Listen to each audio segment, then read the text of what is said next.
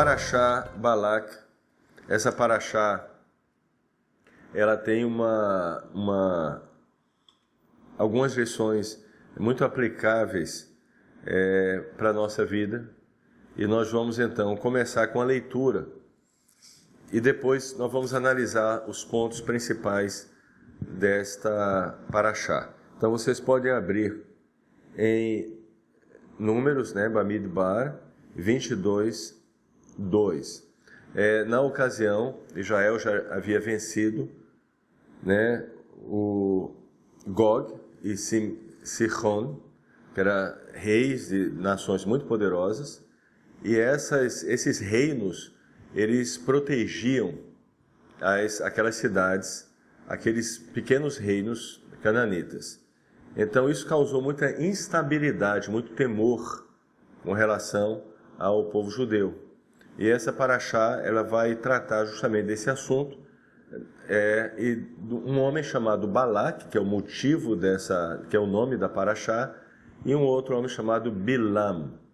Então, são lições que nós vamos aprender muito importantes, mas vamos primeiro ler e depois vamos analisar passo a passo. Balak, ben Tzipor, viu tudo que Israel fez ao Emoreu.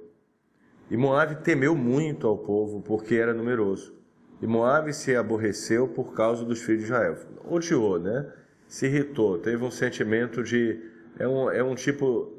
aquele antissemitismo que paira no ar, Você faz uma reunião para tratar do conflito do Oriente Médio. Às vezes, pessoas sem um conhecimento profundo, a tendência é uma coisa impressionante, é ter uma visão antagônica ao povo judeu. Então, a gente vai observar que existe também príncipes espirituais que governam esses reinos, essas nações, que também tem um sentimento de inveja e de contenda com o povo judeu. Mas vamos continuar. E Moabe temeu muito ao povo, porque era numeroso, e Moabe se aborreceu por causa dos filhos de Israel. E Moabe disse aos anciãos de Midian: agora essa multidão lamberá tudo quanto houver ao nosso redor, como o boi lambe a erva do campo. E Balaque ben Tzipor era o rei de Moabe naquele tempo, e enviou mensageiros a Bilam ben Beor, Balaão, a Petor, que está junto ao rio Eufrates, a terra dos filhos do seu povo, para chamá-lo, dizendo: eis que um povo saiu do Egito, e eis que ele cobriu a superfície da terra, e ele está em frente de mim. E agora vai, rogo-te, e amaldiçoa para mim esse povo, pois é mais poderoso do que eu. Assim talvez possa feri-lo e desterrá-lo da terra, porque sei que a quem abençoares será abençoado, e a quem amaldiçoares será amaldiçoado. Então a intenção, obviamente, de Balak é exterminar o povo judeu, através dessa maldição, fazer com que o povo judeu não exista mais. Esse mesmo espírito, essa mesma atitude esteve em vários momentos da história do povo judeu. É aquela coisa do desejo da pessoa de destruir aquilo, aquela obra divina, Então, se estabelece uma obra divina e dá o desejo dessas pessoas que isso seja destruído, que isso seja exterminado, que isso acabe. E os anciãos de Moabe e os anciãos de Midian foram com feitiços em suas mãos e vieram a Bilam, e disseram-lhe as palavras de Balaque. E ele lhes disse: dormi aqui essa noite e vos responderei alguma coisa conforme o Eterno me falar. E os senhores de Moabe ficaram com Bilam. E Deus veio a Bilam e disse: quem são esses homens que estão contigo? E Bilam disse a Deus: Balaque ben Tzipor, rei de Moabe, mandou-me dizer: eis que o povo que saiu do Egito cobriu a superfície da terra. Agora anda, amaldiçoa-o para mim.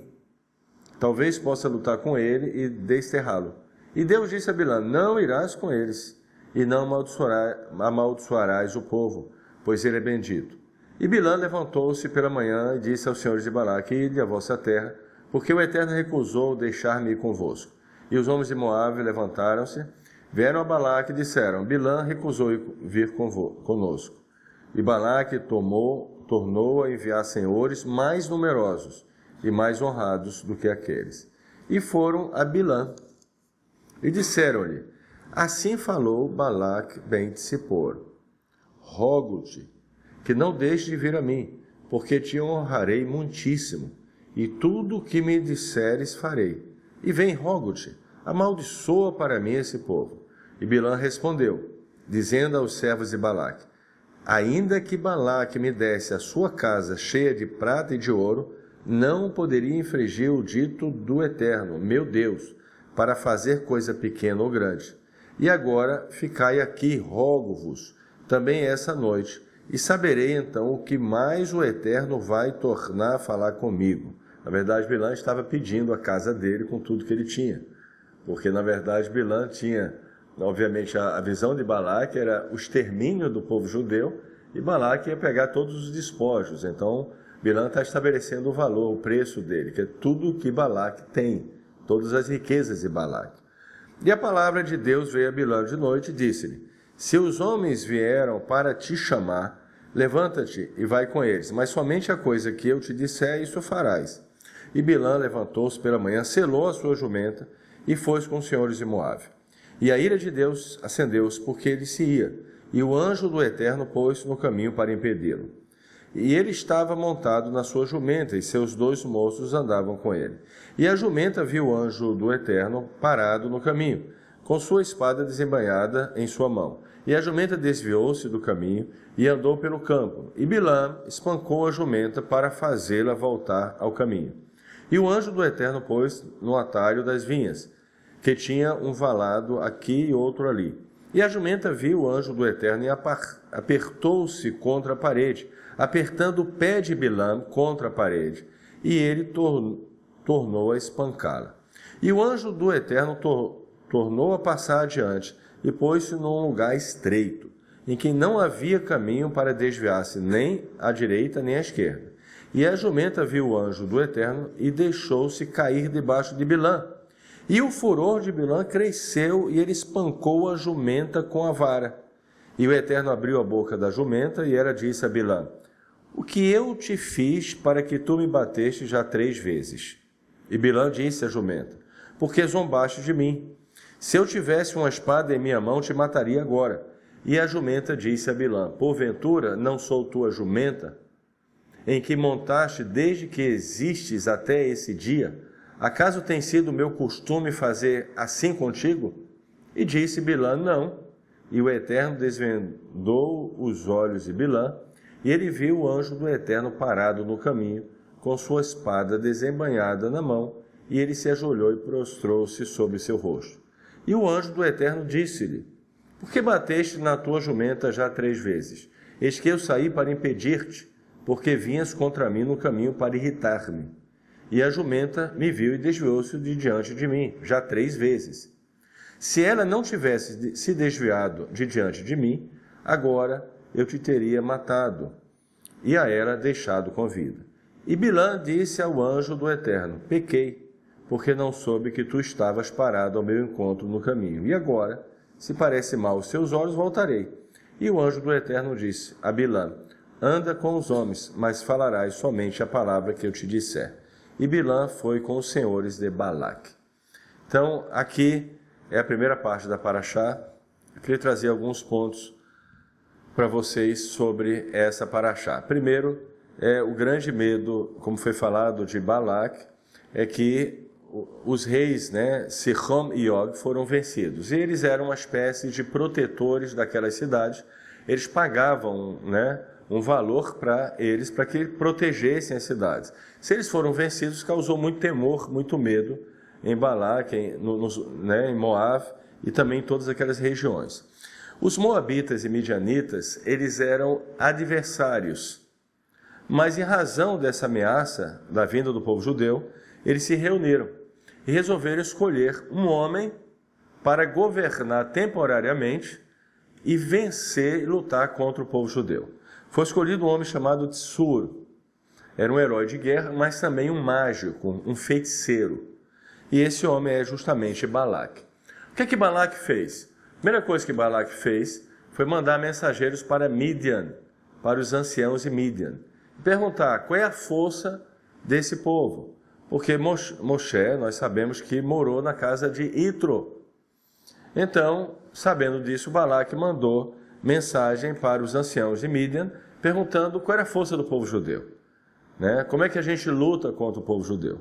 E os anciãos de Midian disseram, o poder deles, o segredo deles, são as palavras dele.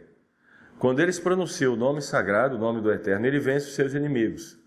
A força deles está nas orações deles, nas rezas deles. Então, através dessas rezas, eles ultrapassam qualquer obstáculo. Quando Bilam captou isso, ele entendeu que a guerra ela tinha uma conotação extremamente espiritual, que não adiantava lutar contra o povo judeu com armas físicas. E Balaque era um feiticeiro. E a característica de Balaque é que Balaque sabia como fazer, quais eram os lugares propícios para a feitiçaria. Mas ele precisava de alguém que tivesse uma capacidade espiritual muito elevada, muito grande, né? Que soubesse como usar as palavras certas. E aí ele posicionaria essa pessoa no lugar certo, e essa pessoa diria as palavras certas para amaldiçoar Israel. E foi então enviado para um homem que, segundo os sábios rabinos, tinha praticamente a mesma elevação espiritual de Moshe. E esse homem era chamado Bilam. Bilam, ele era neto de um homem muito famoso, também chamado Lavan, ou Labão. E Bilam, ele tinha uma raiva muito grande do povo judeu. Por quê?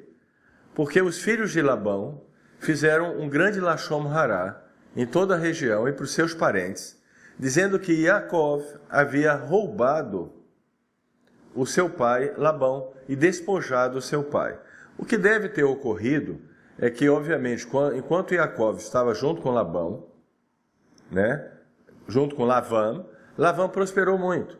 Depois Yaakov levou aquilo que era dele, né, com as suas esposas e aquilo que pertencia a ele.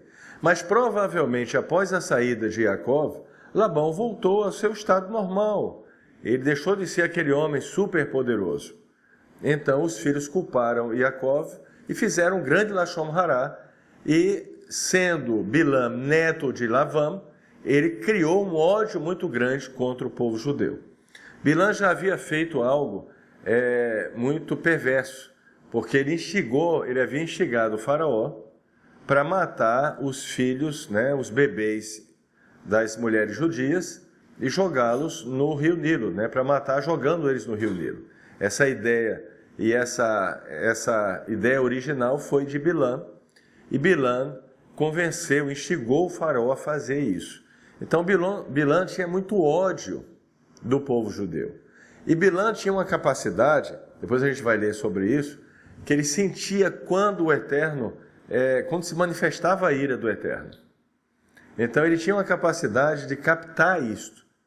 Então ele tinha esperança que em algum momento que ele estivesse olhando o acampamento de Israel, alguém fizesse alguma coisa errada e despertasse a ira do Eterno, e então ele faria ali a maldição contra o povo judeu. Mesmo que ele não matasse todo mundo, né, o que seria impossível, ele poderia causar algum dano e ter a sua recompensa, né, com relação a Balaque. Então ele tinha essa esperança. Primeira reflexão, gente, qual é a grande diferença de Bilam para Moshe, né? Os dois tinham digamos assim, uma capacidade espiritual semelhante. Mas Moshe, obviamente, a diferença é até fácil da gente concluir. Moshe, ele tinha a Torá. Quando a gente fala o que é a Torá, como é que a Torá ela influencia a gente de uma maneira mais profunda, né? Faz com que uma pessoa ela possa realmente ter uma capacidade espiritual extremamente elevada, mas ela se comporta de uma maneira correta com isso. Veja bem, uma pessoa que não tem Torá, se lhe é dado uma capacidade espiritual muito elevada, talvez, qual é a primeira coisa que essa pessoa que não tem Torá, ela cairia? O que é que vocês acham? Orgulho. O que mais? Se aproveitar desse dom, né? Para quê? Honrarias e posses e dinheiro e todo tipo de coisas que lhe agradariam. Então, se uma pessoa... foi justamente o que Bilam fez. Bilã se tornou um homem extremamente poderoso e rico, porque ele usava esse dom espiritual que ele tinha, muito elevado, para enriquecer e para fazer esse tipo de coisa. A Torá, agora a gente se aprofundando um pouco na questão da Torá, a Torá é um assunto inesgotável. Mas uma das coisas que a Torá faz, e é muito importante isso, uma pessoa que não estuda a Torá, uma pessoa que não, a gente fala, uma pessoa que não faz as rezas, que não coloca em prática, não consegue entender a Torá. São duas coisas unidas. E uma pessoa que não estuda a Torá, ela não consegue colocar em prática. Então, uma pessoa que não toma um tempo para estudar a Torá durante a semana, que não medita na Torá, ela mais cedo ou mais tarde, ela perde a força, inclusive, para manter aquilo que seria básico, que são as rezas diárias. Por que isso? Porque quando nós estudamos a Torá e nós meditamos na Torá, nós estamos entrando em contato com o pensamento de quem? Kadosh Baruch Hu. Então nós estamos, na verdade, nos unindo ao pensamento de Kadosh Baruch Hu. A Torá é um livro que contém nada mais, nada menos do que o próprio pensamento do Eterno. Essa é a grande preciosidade da Torá. Então, na medida que nós estudamos e meditamos na Torá, os nossos pensamentos eles são elevados e eles começam a ser refinados, eles entram numa dimensão muito elevada, o que faz com que nós tenhamos condições de lutar contra o nosso Yetzer Hará. E nós conseguimos, então, parar diariamente, fazer as rezas diárias, passar por todo o processo de retificação, claro. Nós temos uma série de coisas na nossa alma que precisa ser retificada. Nós conseguimos ultrapassar, né, todas as dificuldades, retificando também o processo. Conseguimos enfrentar as situações que surgem na nossa vida, que são programadas pela providência divina, mas com tudo isso nós conseguimos manter a prática da Torá. Por quê? Porque nós adquirimos um tipo de conhecimento, um tipo de da'at, que eu falei na semana passada, que é um conhecimento experimental, que faz a gente experimentar a luz divina, e isso de uma maneira muito profunda, e faz com que a gente consiga então manter esse padrão. E isso faz com que nós venhamos a ter condições de ter esses dons espirituais sem criar um espírito oportunista. Gente, não precisa ser Bilã, né? Infelizmente, qualquer pequeno dom, né, ou qualquer coisa, hoje em dia, a gente vê pessoas, né, usando até do desejo genuíno de outras pessoas, de querer espiritualidade, e veem nisso plenamente um negócio, plenamente uma forma de ter puramente benefícios, meramente benefícios. Então essas pessoas, elas não têm Torá, elas não têm esse da'at, elas não têm essa profundidade. Agora, por que o Eterno falou com Bilã a primeira vez e a segunda vez? Se Bilã era um feiticeiro também, porque Bilã já estava optando o caminho errado. Por que o Eterno falou com Bilã? E por que na segunda vez o Eterno permitiu Bilã ir? O que vocês acham? Por que ele falou com Bilã? Mas por que ele falou com Bilã? Por que o Eterno falou com Bilã? Pelo mesmo motivo, gente, que ele falou com Labão. Pelo mesmo motivo que ele falou com Nabucodonosor. Pelo mesmo motivo que ele citou o nome de Ciro, em honra ao povo judeu. Então o Eterno falou com esses homens em honra ao povo judeu. A primeira coisa que o Eterno falou para Bilã, o que foi? Não faça isso, não vá com eles, não amaldiçoe. Mas quando uma pessoa, ela insiste, o que é que a providência divina de uma forma geral faz? Existe uma frase que diz: todo homem é levado pelo caminho que deseja trilhar.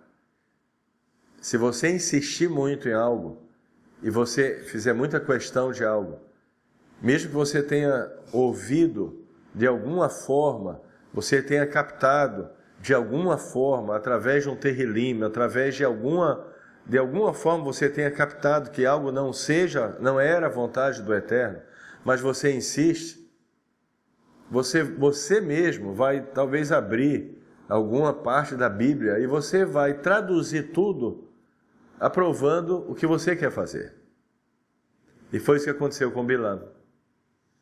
Então ele segue o caminho e acontece algo muito interessante, porque toda a situação com essa mula é uma forma já de trazer sobre Bilam uma correção e uma humilhação também. Porque o que acontece? A mula, ela começa a não obedecer Bilam, e as pessoas que estavam lá junto com ele, inclusive as pessoas que foram mandadas por Balaque, eles já começaram a dizer, puxa, esse homem está indo para exterminar uma nação, mas nem a própria mula dele o obedece. Depois ela empurrou ele, né? Aqui a gente viu numa pedra, e feriu o pé dele. Segundo os sábios, ele começa a mancar a partir daí. Que pedra é essa, gente? Quem sabe?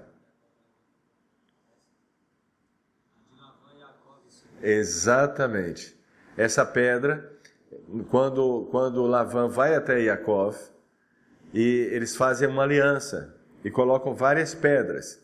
E a aliança é que os seus descendentes não vão passar por esse local para prejudicar um ao outro.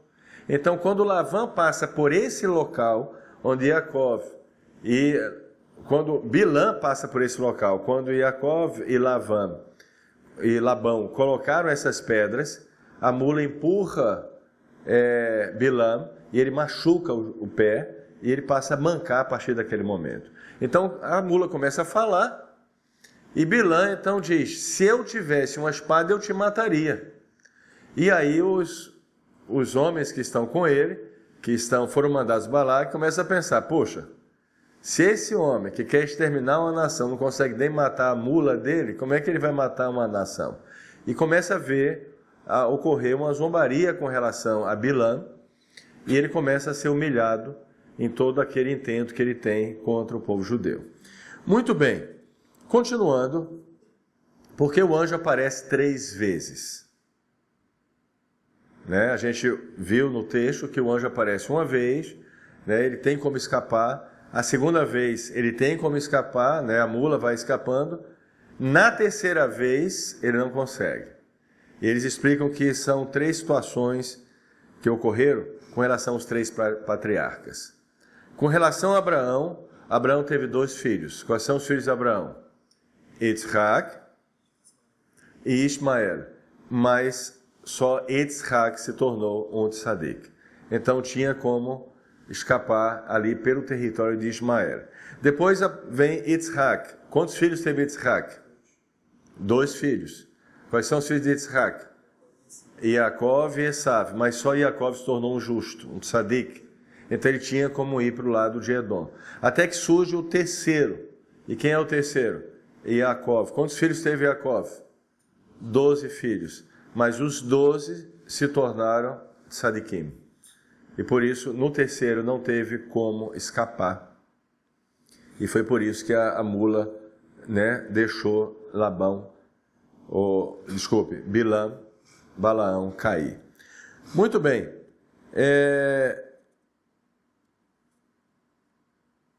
Bilam, então, chega até o local onde Balaque coloca ele em várias posições, porque Balaque tinha essa habilidade, essa feitiçaria, de saber quais são os locais. E a grande frustração de Bilam é que toda vez que Bilam pretendia amaldiçoar o povo judeu, ele acabava abençoando. No sentido, para a gente aplicar isso à nossa vida, embora na hora que as coisas acontecem a gente não consegue enxergar isso, a gente só vai enxergar isso um pouquinho mais na frente ou bem mais na frente, mas quando nós lidamos com perversos, e toda pessoa que está fazendo uma obra divina, ela atrai pessoas que querem buscar o eterno, mas ela atrai perversos também. É uma coisa impressionante. Então, sempre que você aproxima pessoas da Torá, inevitavelmente você vai conviver com pessoas que querem buscar a verdade, mas você vai conviver também, infelizmente, com perversos. Então esses perversos, quando eles chegam no seu caminho, eles causam uma série de problemas, mas na medida que a pessoa que serve Kadosh Baruch Hu, ela se mantém firme no seu caminho, e ela continua fazendo o seu trabalho, e ela continua focada na obra divina, eventualmente, mais cedo ou mais tarde, isso pode demorar um tempo, tem que ter uma paciência muito grande, e uma visão correta da situação, tudo que o perverso intentou fazer contra você se transformará em bênçãos. Então, esse é o grande castigo dado ao perverso. Porque todo o esforço que ele fez para empurrar você, vai gerar no final, o Eterno vai transformar isso numa bênção para você. Então, esse é o castigo do perverso. Vou dar um exemplo para vocês, abre Números 24, 5. E diz o seguinte, são palavras de Bilam. Quão belas são as tuas tendas, ó Jacó, as tuas moradas, ó Israel.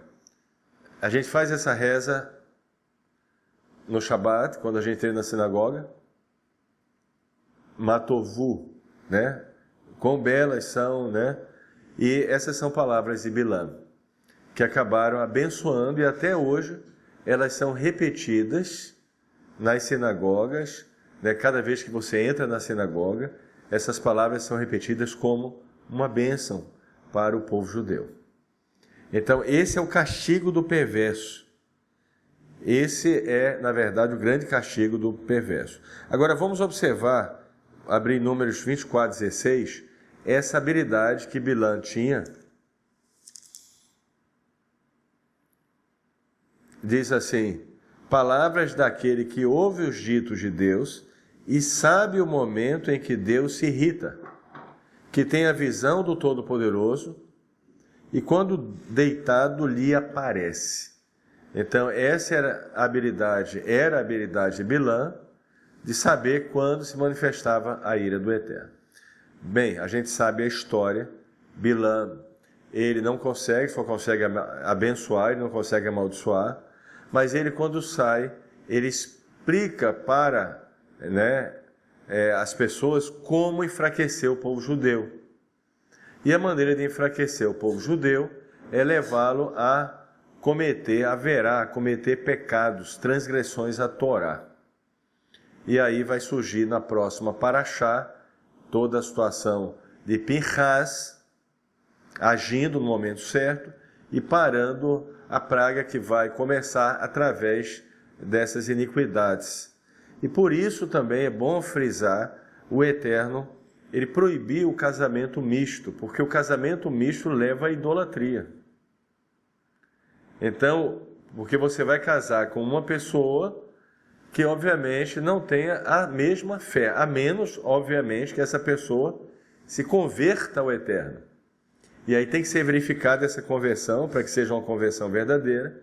Senão, mais cedo ou mais tarde, essa união mista pode levar a pessoa à idolatria. Por isso, a proibição na Torá de ter casamento misto. Muito bem. Agora, depois de tudo isso, vem uma profecia. Eu queria ler para vocês, está 24, 17 a 19.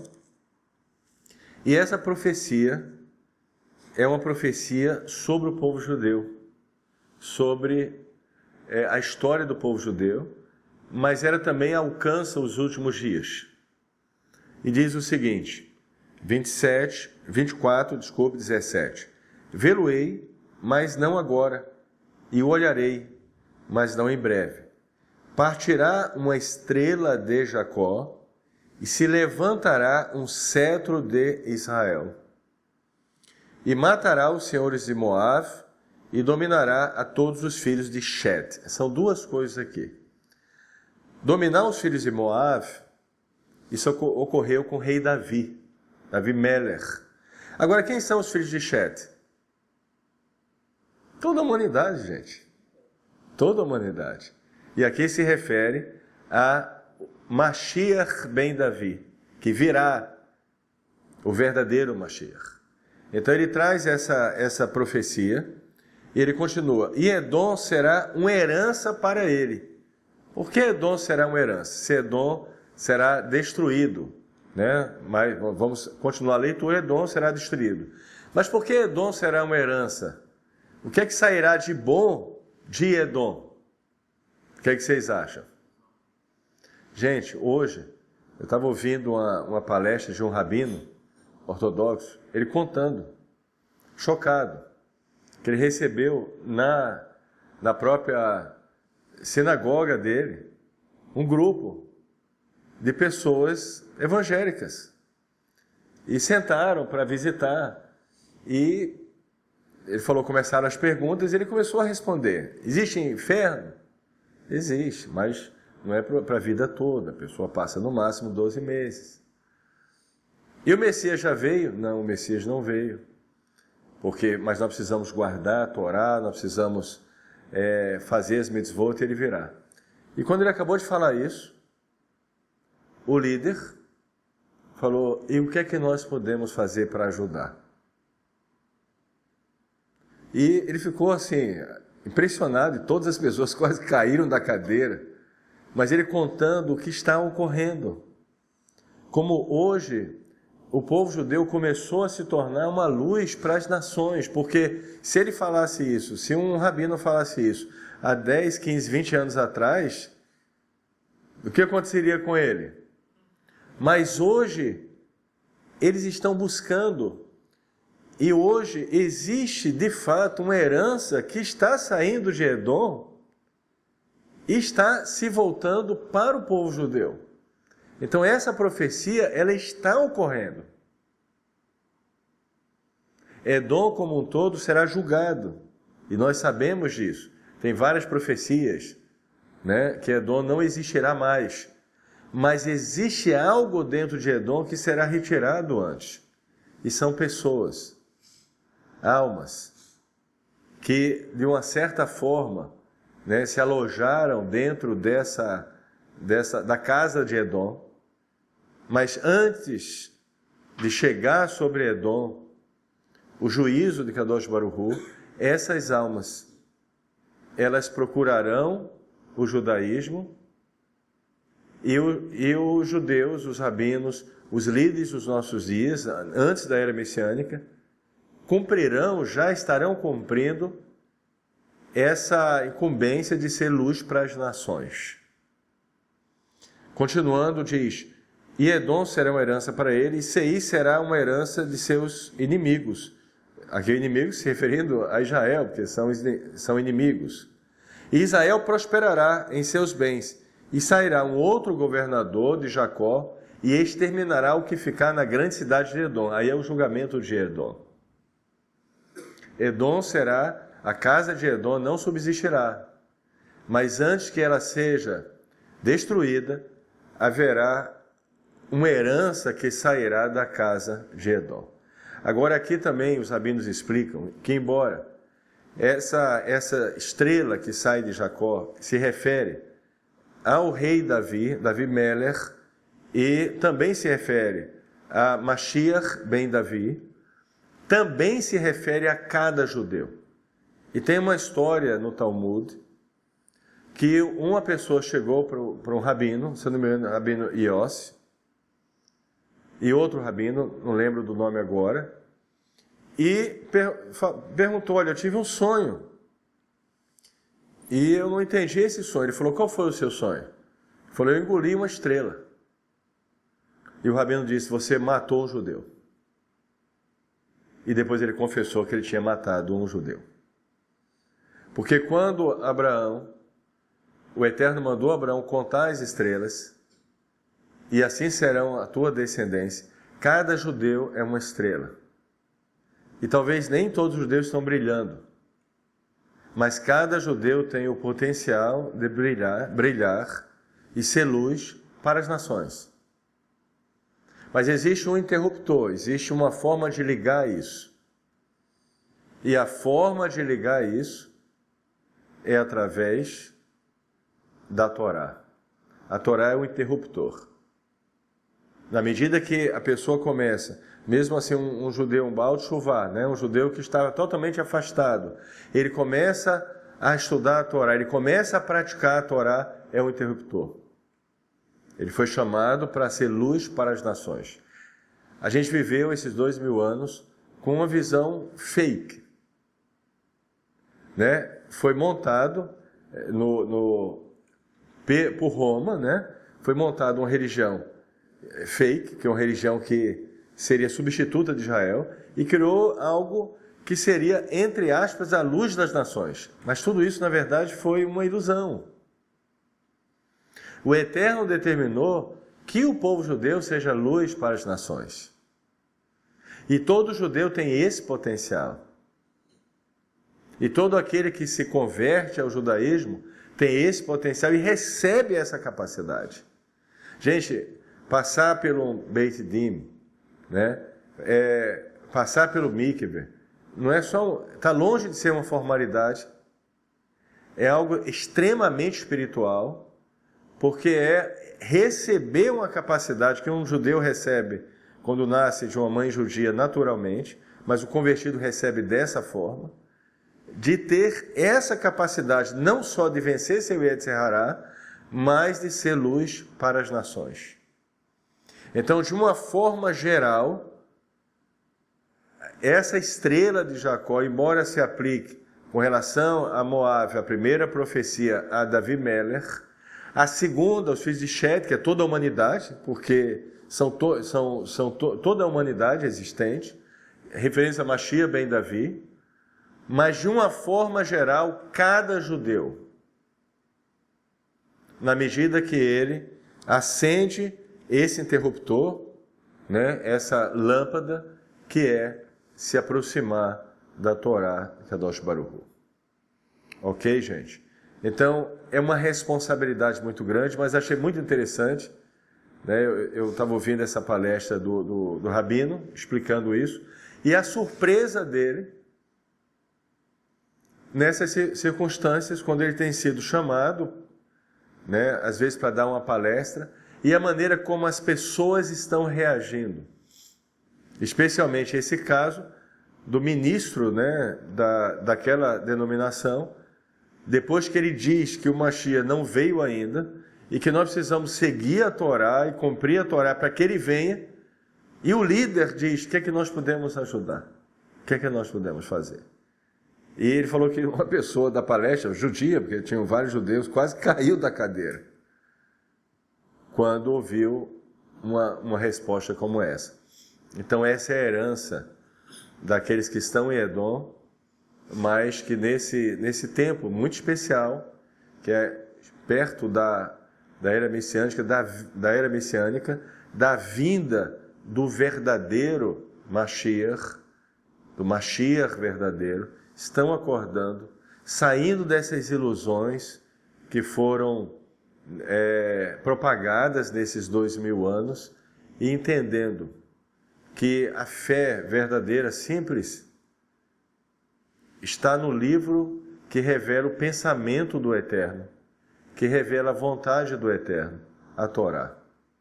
E voltar ao conceito simples e fundamental, simples, que o Eterno deixou claro para todo o povo judeu e para toda a humanidade. Só Ele é nosso Deus e nosso Criador. E Ele tem condições de se comunicar com qualquer pessoa no mundo inteiro, e qualquer pessoa, mesmo que ela esteja numa tribo de índio, distante de tudo que você possa imaginar, no âmago do ser dela está a força vital, está uma centelha, né?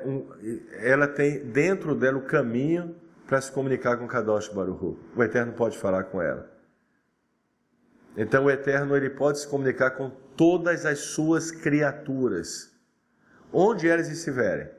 Mas cada uma delas, onde elas estiverem, se elas buscarem se aproximarem de Kadosh Baruch Hu, ele vai revelar apenas uma verdade. a verdade que está na Torá. A gente olha hoje os etíopes vivendo nas suas tribos, na África, guardando a Torá, e hoje estão em Israel, morando como judeus. E hoje estão descobrindo pessoas em vários lugares do mundo, qualquer lugar do mundo.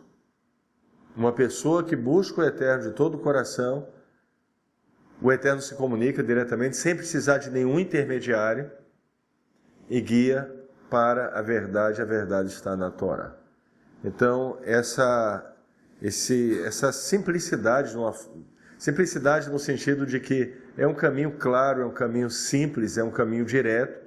Obviamente, quando você trilha esse caminho, ele é extremamente rico, ele não é um caminho simples no sentido, né, é um caminho com informações cada vez são ilimitadas, né? Ou seja, o conhecimento, ele sempre, por mais que você adquire mais e traz mais luz para a sua vida, mas o conceito básico para nós entrarmos é simplesmente entendermos isso, que só o Eterno é o nosso Deus e que nós devemos segui-lo. E cada ser humano tem dentro dele essa capacidade de se comunicar com o Kadosh Baruch Hu.